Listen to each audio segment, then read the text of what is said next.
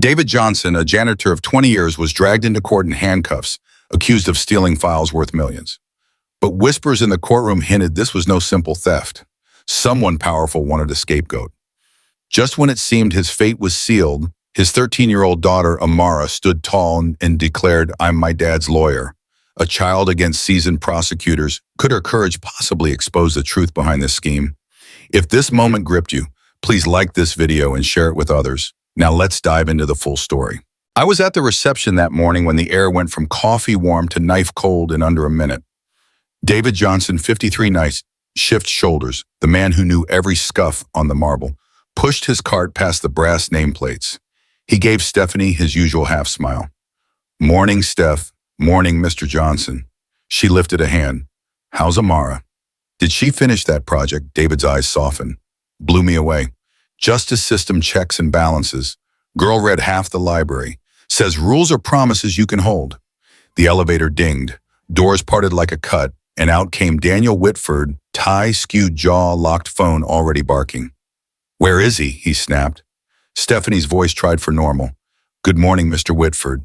"Save it." His gaze fixed on David. "You. Step forward."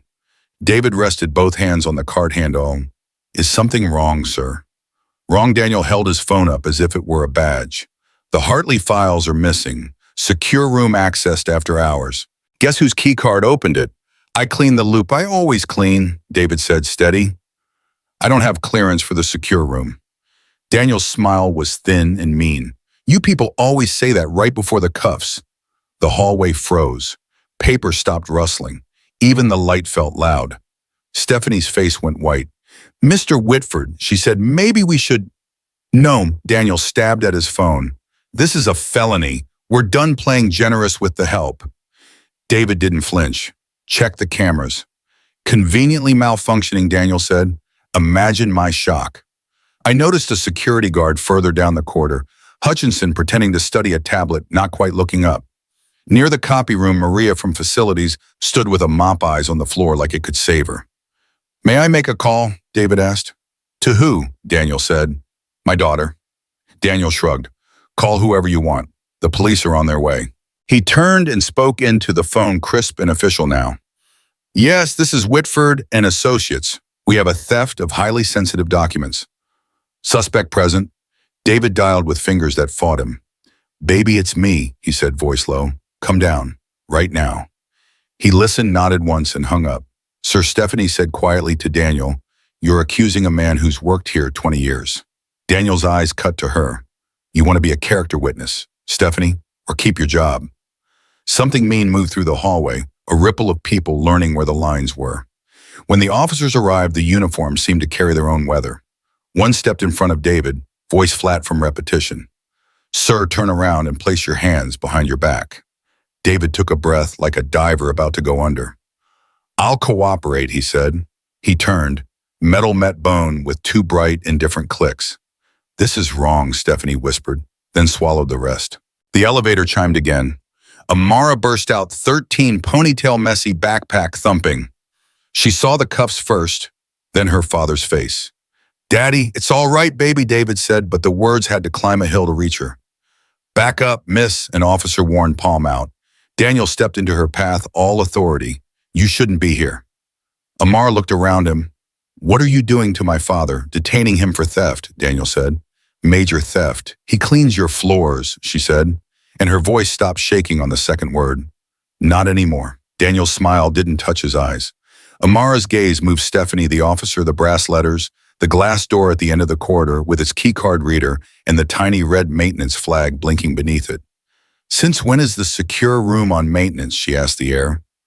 No one answered. Hutchinson shifted. Maria stared harder at the tile. "Miss," the officer said gentler, "now you need to step aside." "On what evidence?" Amara asked, turning back to Daniel. "Which camera? Which timestamp? Show me." Daniel laughed softly. "I don't have to show a child anything." "Then show me," she said to the guard. "Mr. Hutchinson, right, you log access. You'd know if there were overrides." He cleared his throat. "That's for the investigators." Stephanie came around the desk. "Amara, sweetie, let's take a breath." "No," Amara said, eyes never leaving Daniel. "You said cameras malfunctioned." "All of them. just the ones that matter. Daniel said, then realized how it sounded, and added, that cover the secure zone. How convenient, Amara murmured. Daniel leaned down enough to be cruel. Little girl, this is an adult problem. Your father made an adult choice. My father doesn't steal, she said. Tell it to the judge, Daniel said. Officers, let's go. They started moving David toward the elevator. Chains on cuffs whispered, shoes squeaked. Amara stepped with them until an officer blocked her with a forearm. Ma'am, he said, don't make this harder. I'm not, she said, you are. David turned his head as far as the cuffs allowed. Amara, he said, softly, you call Auntie May. You stay with Stephanie. I'll be fine. Amara shook her head. No, I'll be where you are. Baby, he said, and there was a crack in it. Listen to me. She planted her feet. I am. Daniel's phone buzzed. He glanced down, satisfaction, tightening his mouth. The DA is looped in. We're in motion. Which DA? Amara asked. Harris. He's never even met my father. Daniel looked her over like a stain he couldn't scrub. You'll learn how the real world works. I'm learning, she said, calm in a way that turned a few heads. I'm learning that when cameras fail and access lights blink maintenance on the one door that matters, someone powerful wants a story, not the truth. Get this kid out of here, Daniel snapped. Don't touch her, David said, voice low enough to command. The officers hesitated. Lines can blur, but some are bright. Nobody touched her. The elevator arrived with a little bell that sounded like mockery. The doors opened. The officers stepped David inside. He looked at Amara like a man memorizing a face. Keep your head, baby, he said. Don't you let them. The doors began to close. Amara surged forward, palm pinging the glass. Daddy, I'll fix this, she said, I promise. The doors sealed and his reflection dissolved into the brushed steel. Silence pressed itself against the corridor. Phones resumed buzzing, papers began to move, but everything felt wrong-sized, like the building had been shifted a degree off level. Amara stood there with her hands still lifted, then let it fall. She didn't sob. The tears stayed where they were, bright but contained. She turned to Daniel. If my father is your scapegoat, she said, each word chosen, you picked the wrong family. Daniel scoffed. What are you going to do? Write a school essay about it. She stepped closer until he had to notice how steady her own voice was. No, I'm going to ask a judge why only the 5 cameras you needed were broken. I'm going to ask why the secure room's reader shows a maintenance bypass. I'm going to ask Mr. Hutchinson when the logs were altered and who told him to look away. Hutchinson swallowed. Maria finally lifted her eyes, a flash of guilt crossing her face before she dropped them again. Stephanie slipped an arm around Amara's shoulders. Honey, let me get you some water. Thank you, Amara said, but she didn't move. She kept her eyes on Daniel. And I'm going to be there when you have to answer out loud. Enough, Daniel said, but it sounded more like a wish than an order. Amara finally blinked as if setting a seal on something. She turned to Stephanie. Where do I go to file a complaint? She asked. And what's the fastest way to the courthouse? Stephanie looked at her, then at the corridor where the elevator had swallowed a good man. She pointed toward the lobby. Street level 2 blocks South County building on the corner. Good, Amara said. She adjusted the strap of her backpack. Because the next time you hear my voice in this building, I won't be asking for directions. She started walking. Halfway down the hall, she passed the glass of the secure room. The little red light kept blinking, its patient lie. Maintenance, maintenance, maintenance. Amara paused long enough to memorize the rhythm, then kept going, and the whole floor seemed to tilt after her, as if the story had decided what kind of story it was going to be. I remember those nights as if they were stitched into the walls of the building. Long after partners had gone home, after paralegals had switched off their desk lamps, the corridors belonged to the hum of vacuums and the steady squeak of David Johnson's cartwheels. That was his rhythm, quiet, unseen, constant. And in the middle of that silence, there was always his daughter, Amara. She was small back then, maybe 10 when she first started coming along. By 13, she already looked like she belonged to a different world than the one her father scrubbed clean. While David emptied trash cans and polished brass plates, Amara disappeared into the law library. That room was cavernous, built for prestige, with chairs too big for her frame and tables that swallowed the sound of her pencil scratching. I'd glance in sometimes just passing by. She'd be perched on a chair legs, not even reaching the floor, face half buried in a book that must have weighed more than her backpack. The overhead lamp threw a pool of gold light over her, highlighting the crease between her brows. She didn't skim or daydream. She studied. Each page was read like it might be the last she'd ever be allowed to touch. While her father hummed along to old soul tunes in the hall, Amara wrote furiously in a cheap composition notebook. Names of cases, bits of statutes, questions she had no one to answer. And when she looked up, her eyes weren't the eyes of a child, they were sharp, calculating, and hungry. She didn't just want to know what the rules were. She wanted to know why David would poke his head in, sometimes wiping sweat from his brow. "You getting that science homework done, baby girl?" She'd nod, close the book, halfway smile. The kind of smile kids use when they don't want to worry you. "Almost finished, Daddy." And he believed it. He believed his daughter was just a good student who liked to stay up late. He never guessed she was teaching herself the very system that would one day try to crush him. Night after night, those silent hours shaped her.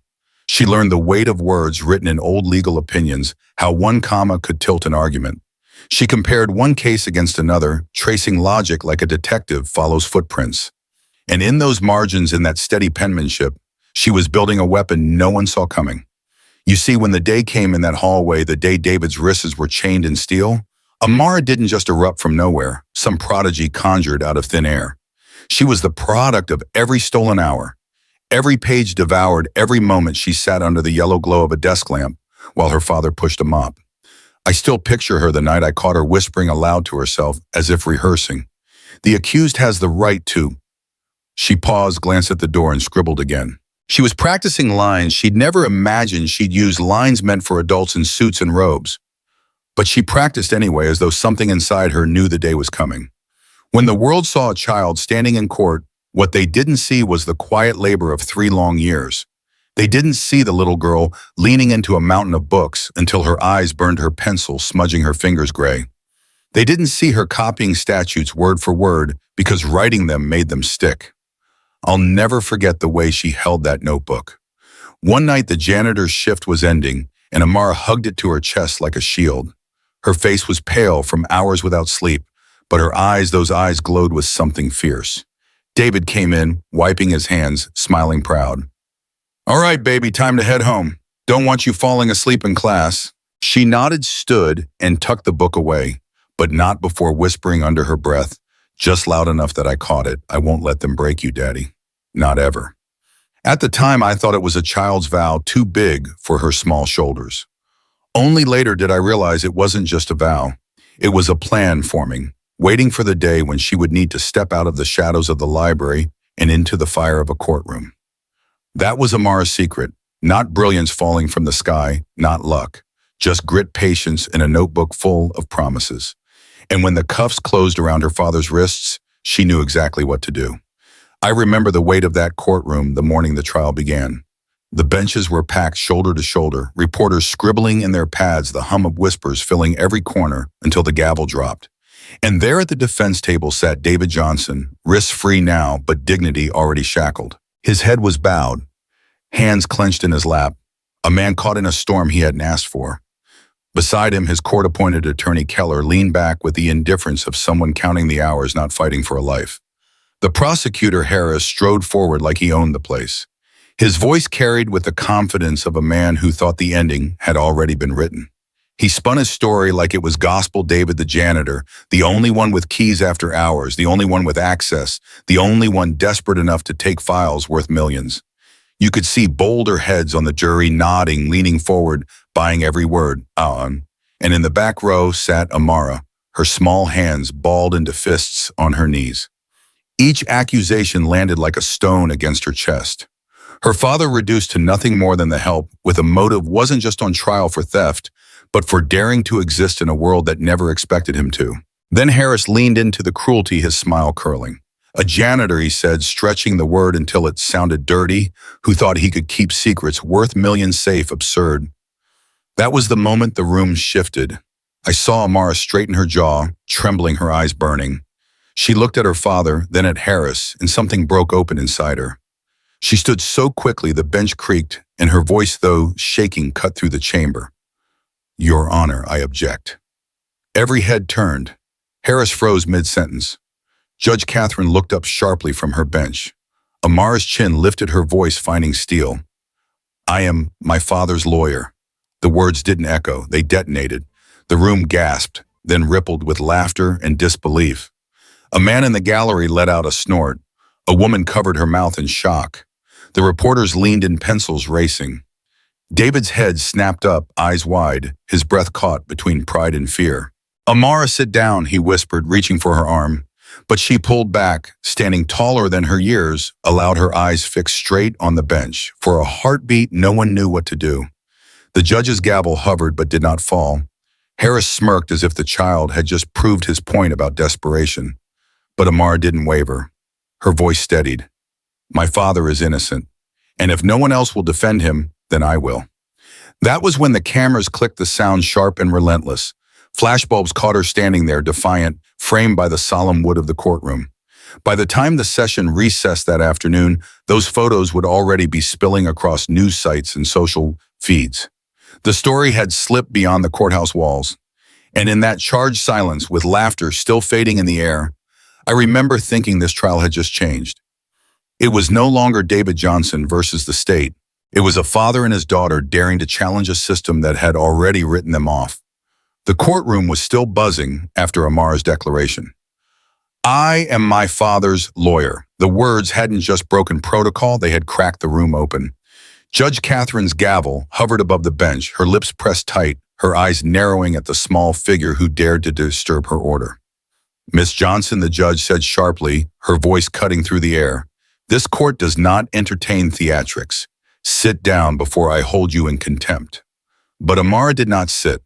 Her hands trembled. Yes, but she stepped forward anyway, pulling a folded paper from her backpack. Her voice shook only once before it steadied. "This is a notarized affidavit signed by my father.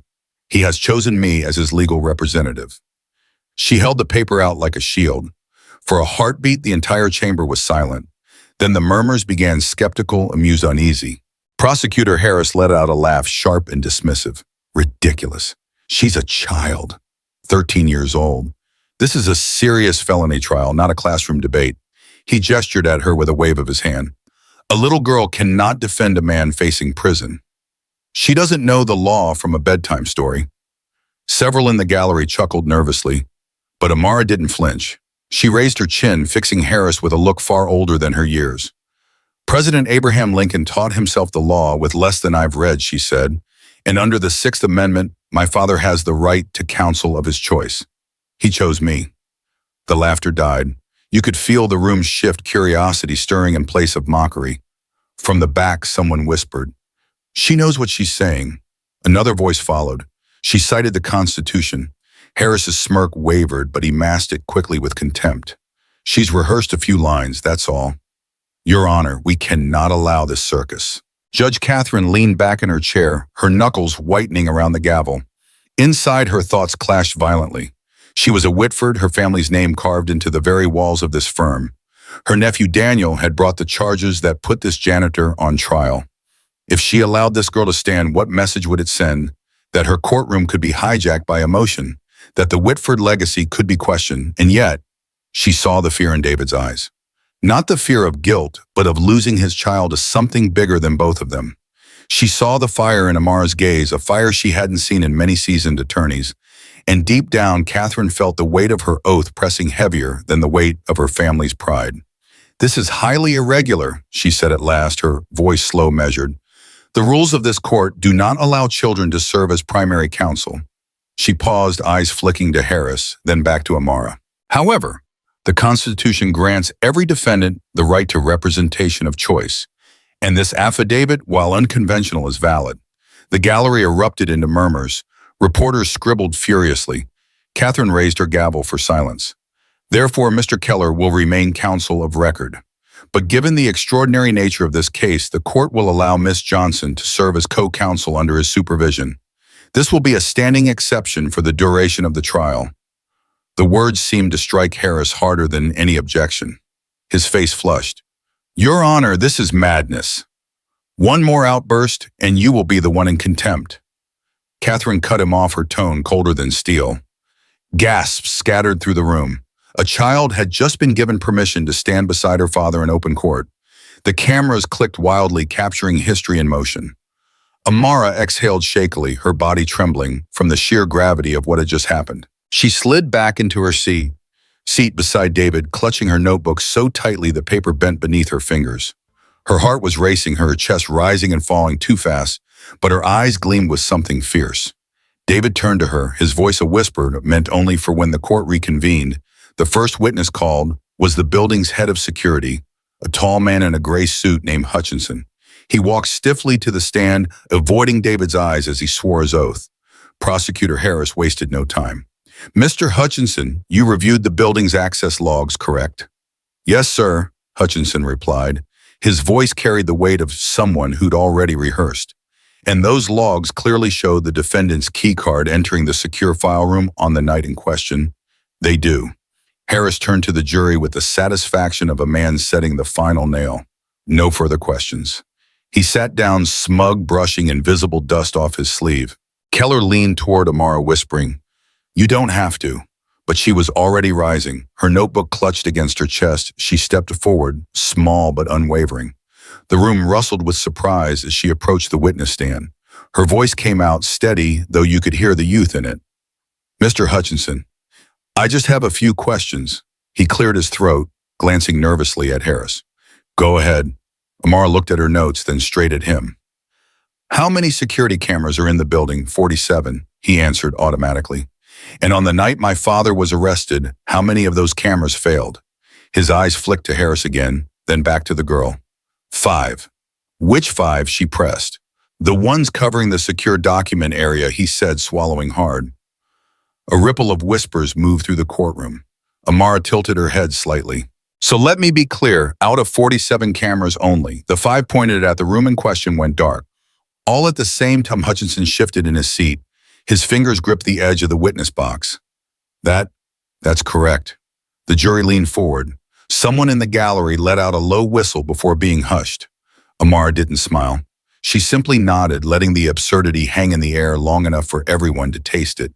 Then she continued, voice sharp as glass. "And did you investigate why those particular cameras failed?"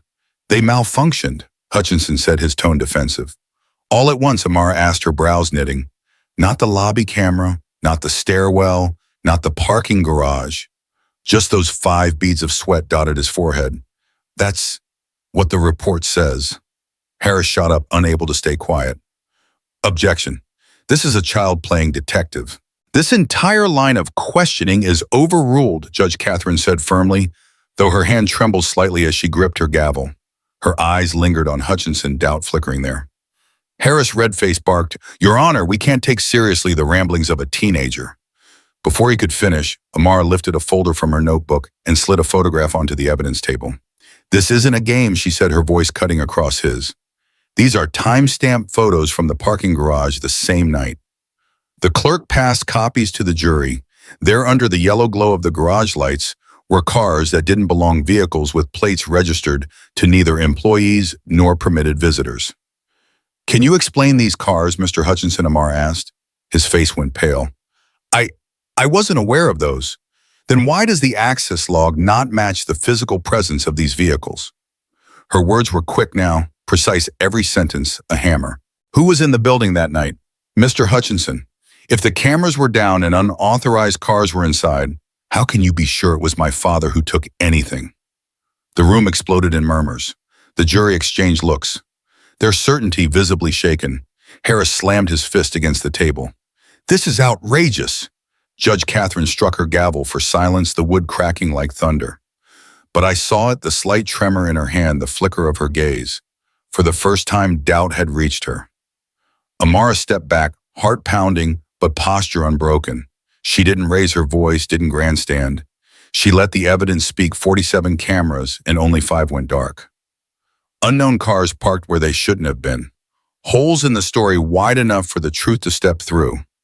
In that moment, the weight of the prosecution's case shifted. It was still early, the trial still long, but the first blow had been struck. And it hadn't come from an attorney in a tailored suit. It had come from a 13-year-old girl who refused to let silence be the final word. The victory in the air from Amara's cross-examination barely had time to settle before Harris struck back. He rose with a swagger, one hand clutching a folder thick with papers, the other gesturing toward the jury as though inviting them to watch a magic trick.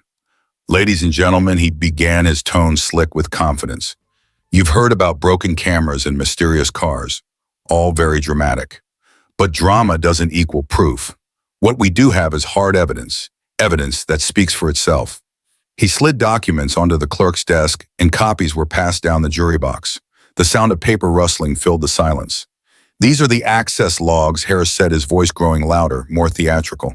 On the night in question, the defendant's keycard was used to enter the secure file room not once but 4 separate times between 11 p.m. and 2 a.m. The jurors leaned in. Some frowned, others scribbled notes. A ripple of doubt moved across their faces like a cloud passing over sunlight. At the defense table, David's body slumped. His broad shoulders sagged under the weight of what looked like undeniable guilt. He stared at the wood grain in front of him, his voice barely more than a whisper. "Baby, we've lost. We can't fight this." Amara's eyes widened. For the first time since she'd stood to defend him, the steel in her gaze faltered. Tears welled, blurring the words on her own notes. Her small hands shook, not with determination this time, but with fear. She had no counter for what Harris had just laid out. Not yet. The room felt it. Even the gallery, which had leaned toward Amara's side earlier, shifted uneasily. People whispered, glancing at the little girl who looked suddenly so young, so fragile. Judge Catherine called for recess, her gavel falling like a sigh. The bailiffs escorted David back to holding, and Amara followed, her face streaked with silent tears. Inside the dim visiting room, the steel door clanged shut behind them. David turned, his eyes red, and pulled his daughter into his arms. For the first time, he didn't look like the proud father standing tall against injustice. He looked like a man beaten down. "Amara," he said softly, pressing his forehead against hers, "listen to me. You don't have to do this anymore. Let it go. I'd rather spend the rest of my life behind bars than see you broken by this." She shook her head fiercely, wiping at her wet cheeks with the back of her hand. Her voice was low but steady, a whisper only he could hear. "No, Daddy. I've been preparing for this since I was 10. Every night you cleaned those halls I studied. Every book, every case, every note, it was for this. I'm not stopping. Not now." David's eyes glistened as he cupped her face. "You're just a child," he said. "They'll tear you apart." Maybe she admitted, her lips trembling into a small, determined smile. "But I'd rather fight and lose than watch you go down without the truth being heard." He pulled her close again, holding her as if he could shield her from the world closing in. The hum of fluorescent lights above filled the silence between them. That was the moment the trial's pulse slowed, the high drama giving way to a heavy quiet. To anyone watching, it seemed the Johnsons were finished. A father broken, a daughter shaken, evidence stacked against them with no clear way out. But even in that silence, even through her tears, something hardened again in Amara's eyes. She wasn't done, not by a long shot, and the storm that would change everything was still waiting just outside the door. The courtroom was quieter than before. Harris's keycard evidence still lingered like a shadow, and you could feel the weight pressing on every face in the jury box. Amara sat upright, her notebook open as her pencil tapping once against the page. When Judge Catherine asked for the next witness, the young girl's voice surprised everyone. The defense calls Maria Alvarez. Heads turned. Maria, the janitorial staffer who had been mopping the hallway the day David was arrested, rose slowly from the gallery. She looked smaller than usual, her shoulders hunched, as if the weight of the whole courthouse sat on her back. Her eyes darted everywhere but Amara's. She was sworn in, her voice barely audible. When she took her seat at the witness stand, she gripped the wood railing so tightly her knuckles blanched. Harris was the first to pounce. "Ms. Alvarez," he said, his tone dripping with disdain. "You work on the cleaning crew, correct?" "Yes," Maria whispered. "You have no legal training, no understanding of corporate law, no access to sensitive documents." He smirked. "Tell me, what could you possibly offer this court? A mop and bucket don't make you a witness to theft." A ripple of cruel laughter passed through the gallery. Harris leaned closer, twisting the knife. "You're here because a child dragged you here, isn't that right? One little girl desperate enough to call anyone to the stand." Maria flinched, her lips trembling. She shook her head quickly. I don't know anything." That's when Amara rose. She didn't walk fast, she didn't speak loudly, but her presence shifted the room. She approached the stand, eyes fixed on Maria, and spoke in a voice clear enough to silence the gallery. "Mrs. Alvarez," she said gently, "the night my father was taken away, you couldn't even look at me. Do you remember? Maria's chin trembled. I was scared, she admitted, her voice breaking. Amara nodded slowly, her tone sharpening. You once told me something in the hallways. You said, justice only wins when someone is brave enough to speak. Do you remember saying that? Maria's breath hitched. She covered her mouth with one hand, tears welling in her eyes. I did say that. The room went still. Amara's voice pressed on, not cruel but relentless. So which will it be today? Silence or justice? Maria broke. A sob tore out of her as she reached into her worn purse. From it, she pulled a thick envelope, creased, faded, but unmistakably heavy. She placed it on the stand, her hands shaking so badly the flap nearly slipped from her grip. This, she choked, this is what he gave me. The bailiff carried the envelope forward. When the clerk opened it, stacks of cash spilled out bound in rubber bands. $5,000. Gasps swept the courtroom. Reporters leaned forward, pens flying. The jury stared stunned. Even Harris froze, his face draining of color. Judge Catherine gripped her gavel, but her hand shook before it struck wood. She didn't say a word at first, only pressed her lips together so tightly the blood left them white. Maria's tears fell freely now. Daniel Whitford gave me this money, she said, her words tumbling out. He told me to keep my mouth shut, to say I didn't see anything, to say nothing at all. She looked at Amara, then straight into her eyes. But I can't carry it anymore. I can't stand by while your father is destroyed. The gallery erupted into noise. Someone shouted, corruption. Another cried out, she's telling the truth. The judge banged her gavel, calling for order, but the room could no longer pretend this was an ordinary case. And Amara. She didn't cry. She didn't gloat. She simply placed one hand on the witness stand, steady and strong. Thank you, Mrs. Alvarez, she said softly, for remembering your own words. Maria nodded, still weeping, the burden lifted, but her shoulders still shaking. Judge Catherine sat back in her chair, her face pale, her grip on the gavel iron tight. She had no choice but to hear the truth. No more whispers, no more shadows. It wasn't a legal argument or a technical detail that had cracked the prosecution's case this time. It was courage, the raw courage of an ordinary woman who chose truth over silence. And in that moment, the tide of the trial shifted again. The cash on the witness stand still lay there like a wound, raw and undeniable. The gallery buzzed with whispers, the jury whispering among themselves. Harris's jaw clenched as he rose, his composure cracking. He wasn't going to let a janitor's daughter and a frightened custodian undo his entire case.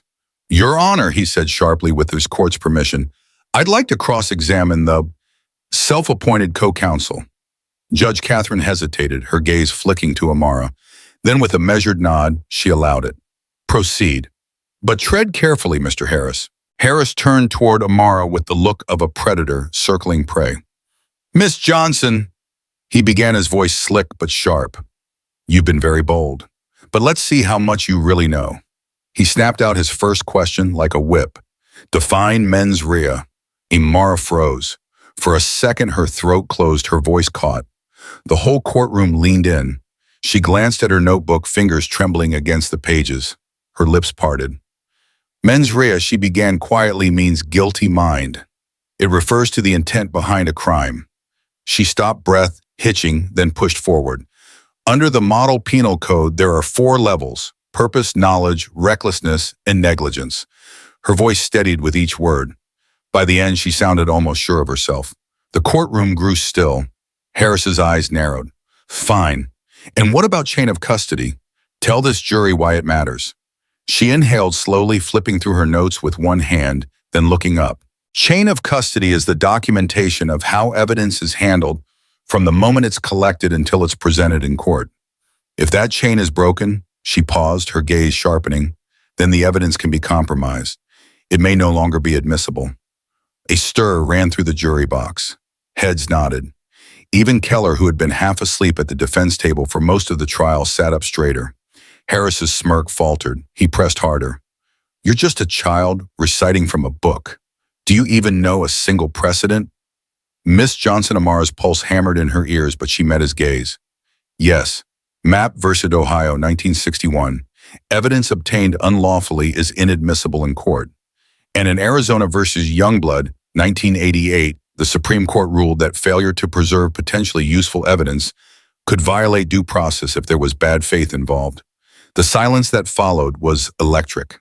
The jury leaned in, hanging on her words. Even Judge Catherine's eyes softened, something almost like pride flickering behind her stern expression. For the first time, Harris seemed off balance.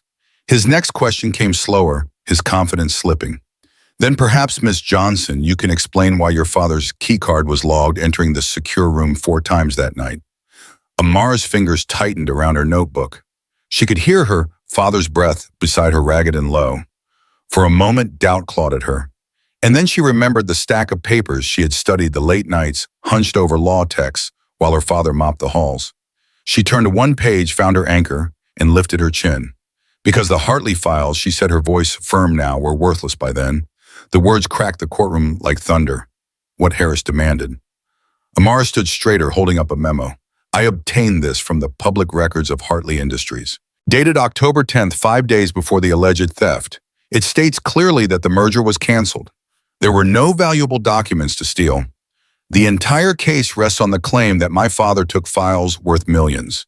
But by the time those files went missing, they were nothing but shredded paper.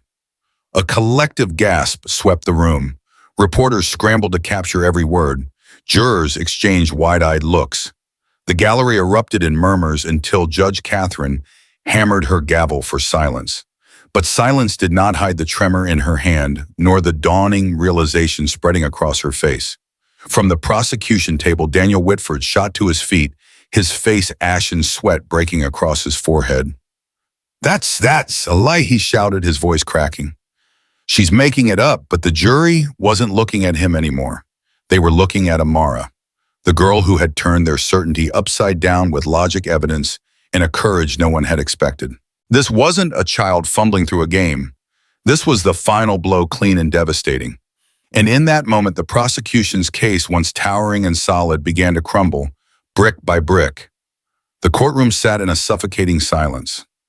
Judge Catherine leaned back in her chair, the black robe draping heavy over her shoulders as if it weighed 1,000 pounds. Her gavel rested in her hand unmoving, while her eyes stayed fixed on the papers before her, but everyone knew she wasn't reading them. Inside, she was breaking. On one side of her heart was her family, her nephew Daniel, trembling and pale, standing at the prosecution table like a cornered animal. On the other side was the law. She had sworn to uphold a law that demanded fairness, even when it tore through blood ties. Her gaze lifted slowly. First it fell on Daniel, his lips tight, his eyes darting, sweat beading on his forehead. He was Whitford Blood, a name carved into the history of this courthouse. Then her eyes turned to the defense table where Amara Johnson sat, small but unyielding, her notebook still clutched in her hand, her chin raised in defiance against the world. The contrast cut through Catherine like a blade. A powerful nephew hiding behind lies. A janitor's daughter standing tall, with nothing but truth. The room seemed to hold its breath, waiting. Reporters leaned forward, pens poised. Jurors sat, rigid eyes fixed on the bench. Even Harris looked rattled, his bravado stripped away.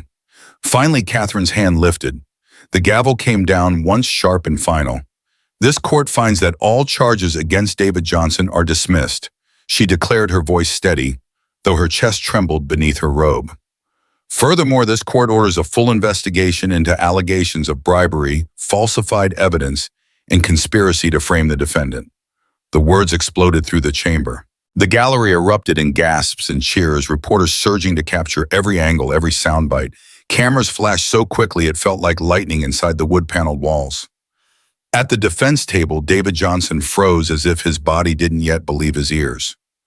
Then slowly tears welled in his eyes. He turned to Amara, his hands reaching for her, and pulled his daughter into his arms. The cameras caught it the moment a weary father clutched his brave child, the janitor and the girl who had brought down a giant.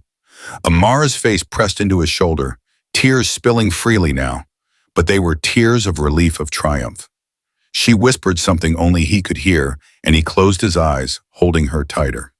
The image spread instantly, destined to plaster headlines. Before the day was over, the girl who saved her father. All around them, the courtroom buzzed with chaos, reporters shouting questions, spectators clapping, despite the judge's calls for order, flashes painting the walls in bursts of white. But at the center of it all was a quiet, intimate truth, a father's life restored and a daughter's courage vindicated. And yet on the bench, Judge Catherine bowed her head. The weight of her decision pressed harder. Now than before, she had chosen justice, yes, but in doing so she had condemned her own blood to scrutiny, perhaps ruin. The Whitford name would be dragged through mud not by outsiders, but by her own hand.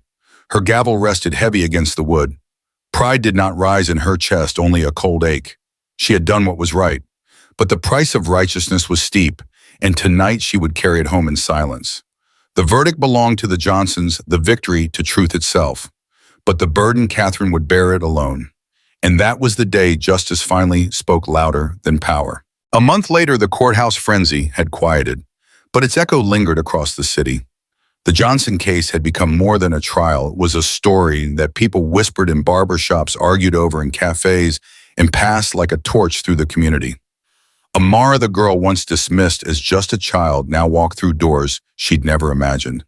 The district attorney's office, embarrassed but impressed, offered her an honorary internship.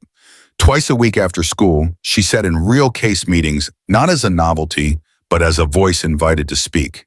And they gave her focused wrongful convictions, cases where men and women like her father had been buried by lies. She listened, took notes, asked sharp questions, and for the first time, seasoned prosecutors leaned back and admitted, the kid has a point. David's life shifted too. A management position was offered to him, steady pay, polished office, but he turned it down. Instead, he joined the newly formed Commission on Wrongful Convictions, lending his 20 years of quiet janitorial observation to a mission larger than himself. I know what it feels like to be invisible, he told them. Now I'll make sure no one else disappears between the cracks. The press followed them relentlessly. Newspapers called Amara the youngest voice of justice. Community leaders called her a spark. In black churches on Sunday mornings, her name was lifted as a reminder that courage did not come from age, but from truth. The civil rights movement, long aching for new energy, found in her a story to believe in. But inside the Johnson apartment, life stayed humbler. The same old table, the same cracked mug David used for his coffee. And at that table sat Amara, not alone this time. Around her were other children, sons and daughters of men and women, still fighting their cases. She spread out her law books, opened her notebook, and passed pencils across the table. Start here, she told them, her voice patient but certain. This is how we fight back, one page at a time. In the glow of the desk lamp, their small faces bent over the words just as hers had years ago. The room smelled of pencil shavings and hope. David watched from the doorway, pride softening the lines of his tired face. And then the narrator's voice, steady as the heartbeat of the story, rose above it all. Justice does not belong only to the rich or the powerful. Justice survives because ordinary people choose to stand, to speak, to believe it still matters. The image lingers, Amara's hand guiding another child's across a page, the old notebook still beside her, its pages filled with scribbles that once saved a father. The light of the desk lamp spills outward, warm and steady, and the story closes not in silence, but in that glow of dawn, not an ending. Because this was never just about one trial, it was the beginning of something larger, a promise, a movement. And as long as voices like Amara's rise, justice will never be forgotten. And that, my friends, is what this story reminds us. Justice isn't reserved for the wealthy or the powerful. It lives because ordinary people find the courage to stand up, to speak out, and to protect one another. If this journey moved you, please take a moment to like this video, share it with someone who needs to hear it, and hit subscribe to Mr. Max Stories for more powerful tales that shine a light on truth and humanity. Your support means more than numbers. It gives our team the strength and inspiration to keep creating meaningful stories that matter. And remember, here at Mr. Max Stories, every voice has value and every story leaves a mark. That's the spirit we carry forward, our symbol, our promise.